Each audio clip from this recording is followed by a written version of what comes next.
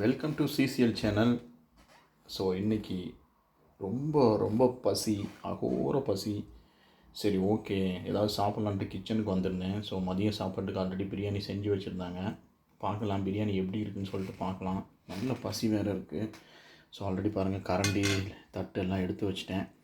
So இப்போ பிரியாணியை open பண்ணி பார்க்கலாம். வாவ், மஷ்ரூம் பிரியாணி இன்றைக்கி. இங்கே பாருங்கள், நல்லா கலர்ஃபுல்லாக இருக்குது பிரியாணி.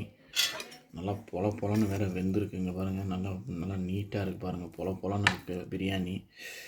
நல்லா மஷ்ரூம்லாம் பாருங்கள், நல்லா முட்டையாக இருக்குது.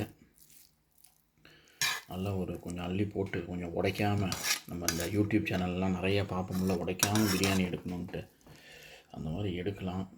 நல்ல பசி, கொஞ்சம் எடுத்து போட்டு சாப்பிட்டு பார்க்கலாம் எப்படி இருக்குதுன்னு.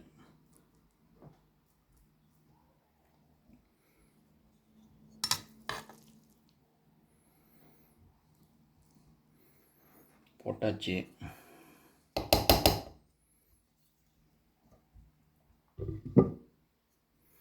மூடி வச்சிடலாம் நம்ம. பாருங்கள் பிரியாணி எப்படி இருக்குன்னு பாருங்கள். நல்லா அந்த காளானெல்லாம் ஒரு டிசைனாக அப்படி வைக்கலாம், பார்க்க ஒரு நல்லாயிருக்கும்.